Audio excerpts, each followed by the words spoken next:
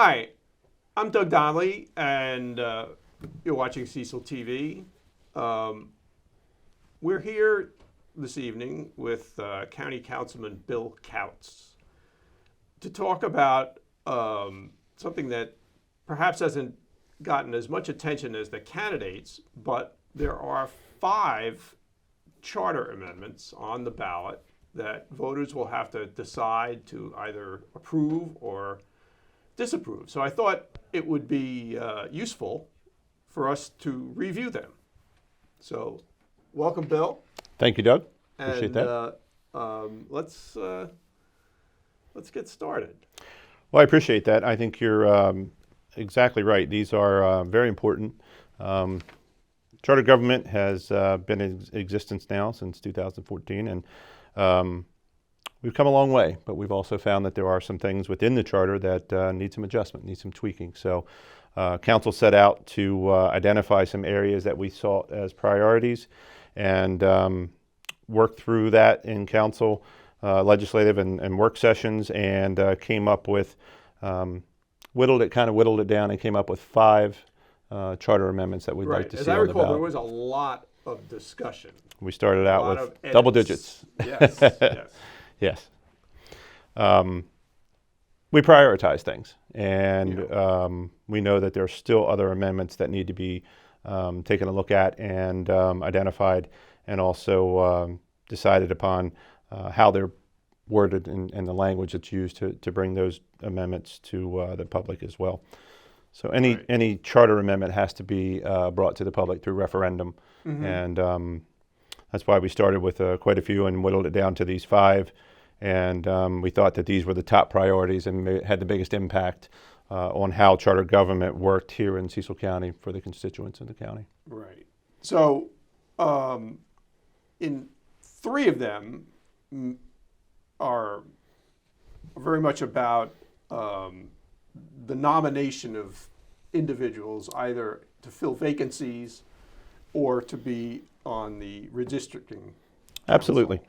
But there really because there was a sort of a situation of where with the ethics commission, in which the nominees were kind of like came late and there wasn't much time the council had limited time to decide. Redistricting had that issue. Right. The census numbers did not get to council.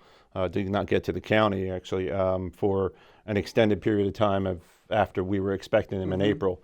And we had no ability to set this redistricting committee in place because we didn't know what the numbers needed to look like. We need, substantial equality for the 5 districts within the county, and that's what this is all about. It's just over 20,000 constituents in each district. Until we knew what the census numbers were for the county, we have no way of actually quantifying that and making sure that we can reach that substantial equality. But you're absolutely right. The first 3 charter amendments, questions A, B, and C, all center around 30 days that the council has to consider the nominees for replacement on county council, replacement of the county executive, and seating a commission for redistricting.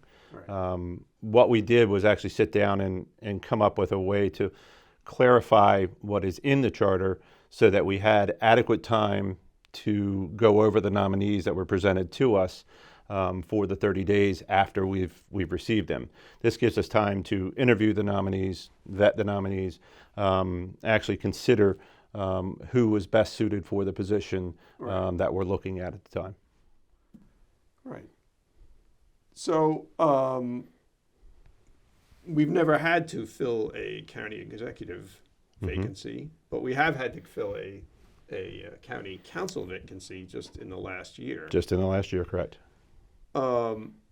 The Ethics Commission, I guess it's question D. Question D, that's correct. Is about the Ethics Commission. Yes. And so the Ethics Commission is composed of members both representing the council, representing the county executive. How it's actually happened in the past, it was they were all appointed by, I should say, all nominated by the county executive and then confirmed by the county council. But all of those positions were nominated by the county executive. What this charter amendment looks to do is add some checks and balances to that. So you would have 3 members, including the chair of the Ethics Commission, that would be appointed or nominated, I should say, by the county executive.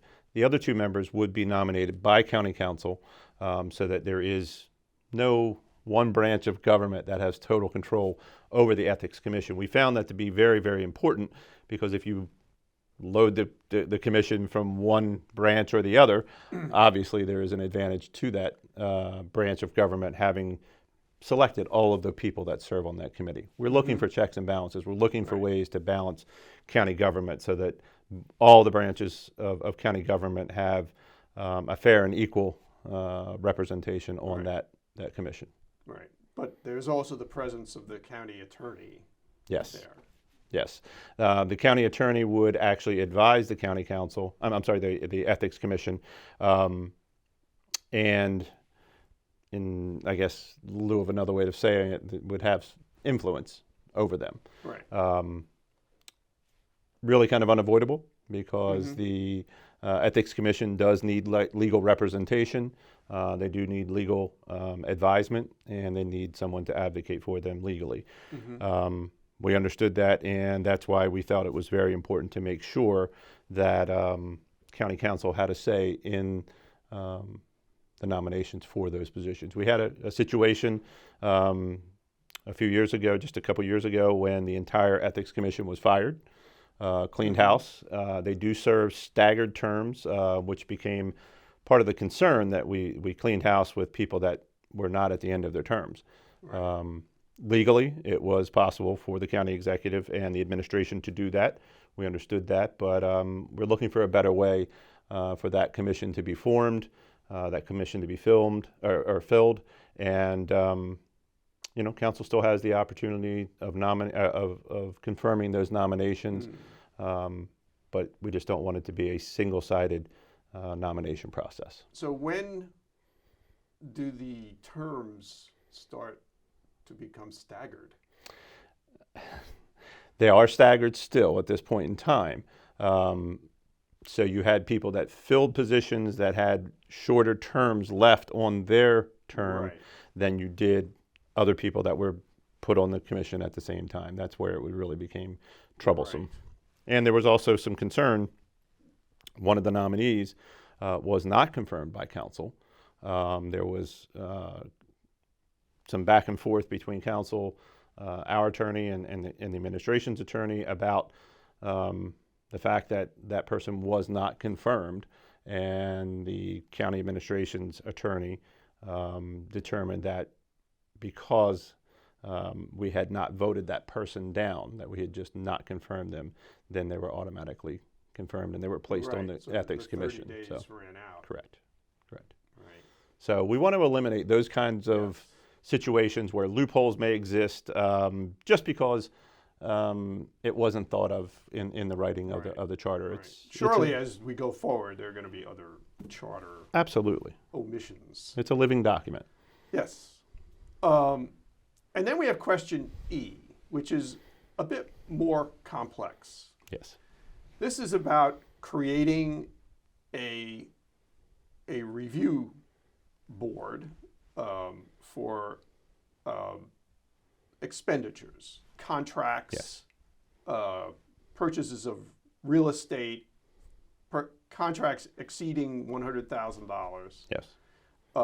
But it is a review. Correct. It's not they do not approve or disapprove. Keyword is after. After the contract has been awarded. So what, for the public's benefit, what is the value of a review? Transparency and communication, which is what the spirit of the charter amendment was defined to be. What we were looking for was a way that council and the constituency of the county found out about major purchases and major contracts that were signed by the county administration in a way other than by media. We Right. didn't want to find out in the Cecil Whig that we had purchased a building. There was a building in in town that was purchased, in the town of Elkton, I should say, that was purchased a few years ago, and that building is still being sat vacant. Right. And there And was it's a fine building. yeah, absolutely one of the nicest buildings in town. Very unique in its location and proximity to the courthouses, and that was part of the consideration for that building to be used. But it raised awareness about, okay, well, things are happening within the administration, deals are being looked at, discussed, possibly even transpiring and actually coming to fruition, and the council was not made aware of them, which in turn, that means the general public and constituency wasn't made aware of them. Right. We felt like, contracts that were over $100,000 and real estate purchases and large purchases over $100,000, the county constituency has a right to know how their money's being Right. spent. These are tax dollars, and we're looking for responsible use of those resources. At the end of the day, they are still county constituent tax dollars. So Right. having transparency and communication is key, even if it's after the fact. Everyone has a right to know how their dollars are being spent. Right. So it's called council review. Correct. But it's a separate group of people made up of different.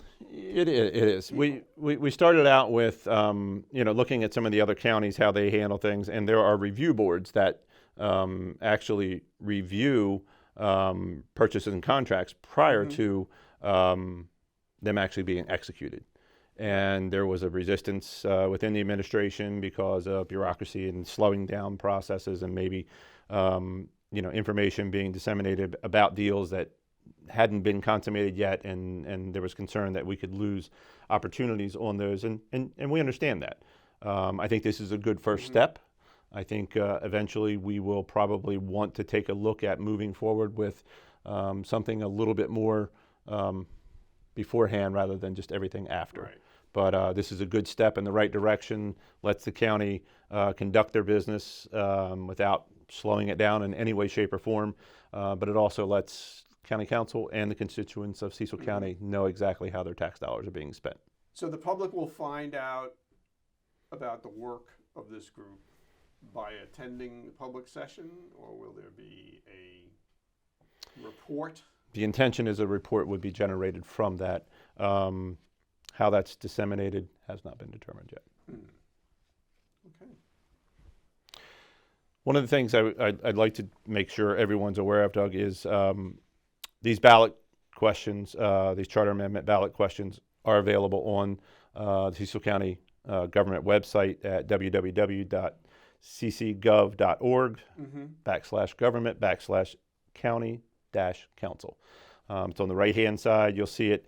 It says helpful links, and there's a public notice, charter amendments, general election, November 8th.